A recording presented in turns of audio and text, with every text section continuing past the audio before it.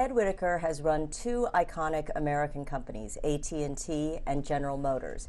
He is also the author, with Leslie Colley, of a new memoir, American Turnaround, Reinventing AT&T and GM and the Way We Do Business in the USA.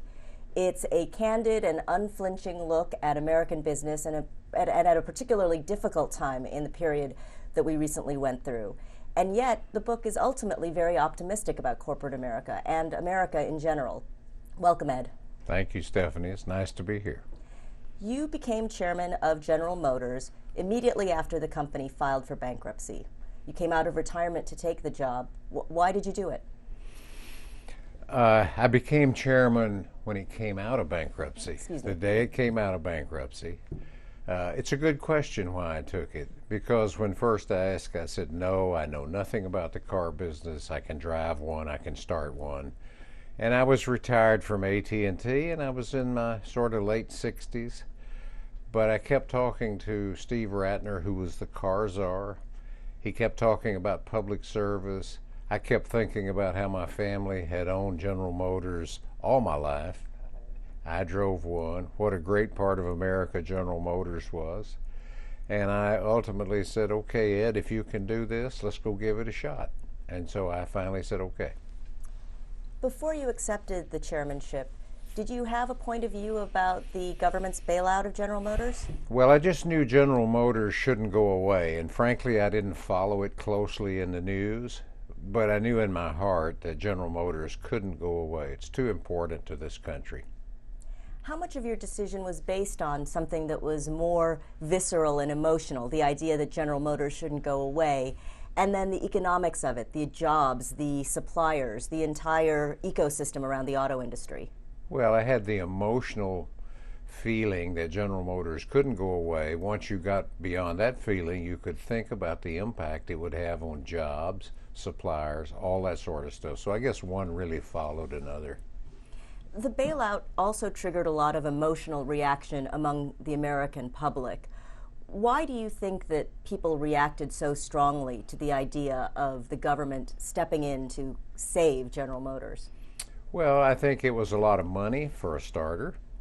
I think, too, as there were a lot of people, pundits, that said, you know, that shouldn't happen with taxpayer money, although it had already happened with some other companies. I think it was just the idea of using taxpayer money to bail out a company. But a lot of people felt just the opposite, too, that it should be saved. So I guess it was mixed emotions. I still hear people criticizing the government for the bailout, and I'm sure you do as well. Have you been able to change anybody's mind who was perhaps opposed to the bailout and then, upon seeing the results, felt that it, in retrospect, was a good idea? Well, you know, we became known as government motors to a lot of people. And there's no question that hurt GM and continues to hurt it today.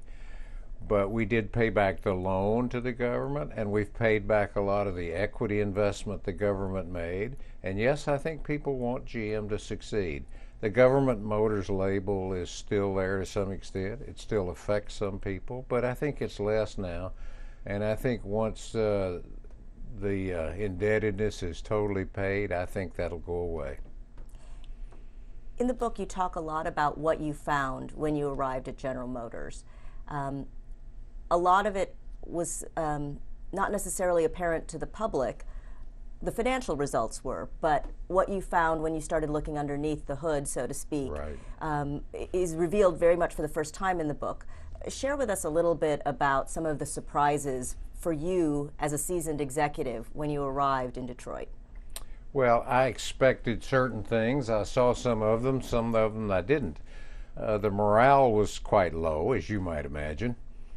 But I saw a confused company that I didn't think had clear direction on what it was to do, what its mission in life was, if you don't mind me saying that.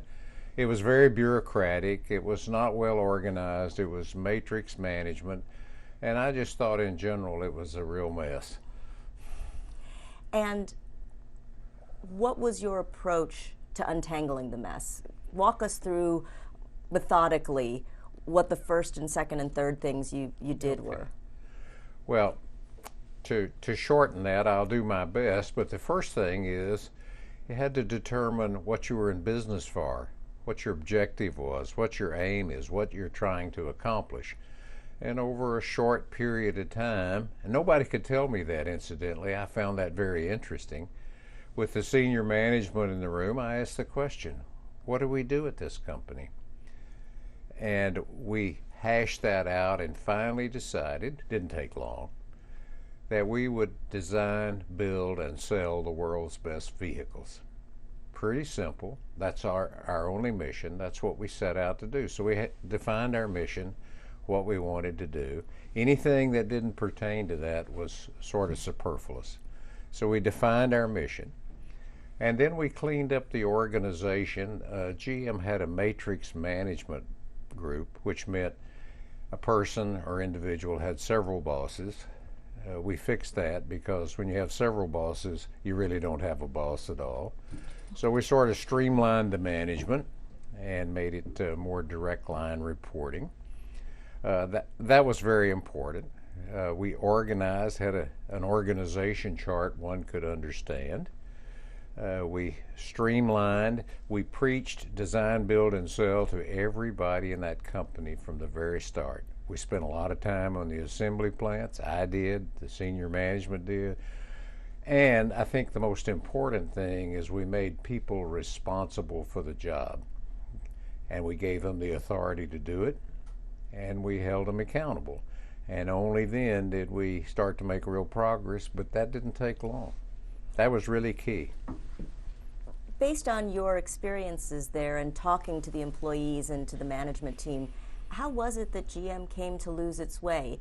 Not just on the financial and the product side, but in terms of its sense of mission, in terms of its belief in the company. How did they get from where they were to what you found when you arrived in 2009? You know, I've heard a lot, and I saw some of this. I asked several top-level people when I got there. I said, how did we get in this mess? What went wrong here?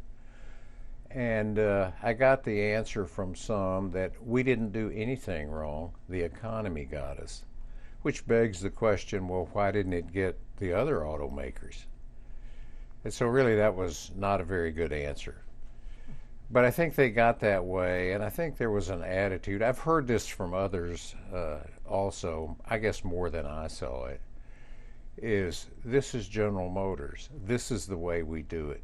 Take it or leave it. You know, this is what we do.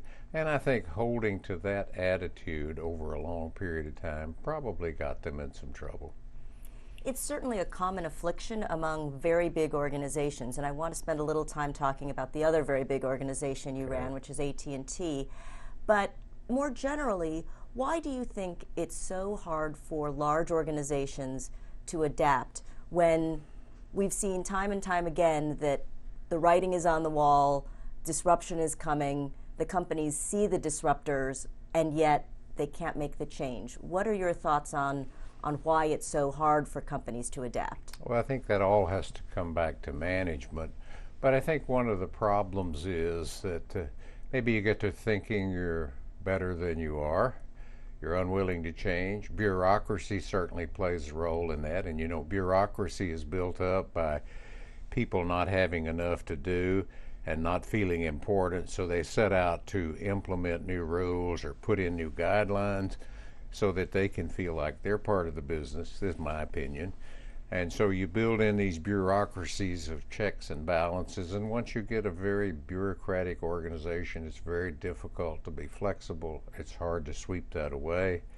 So you'd have to say it goes back to management, but that bureaucracy gets built up and people just can't react.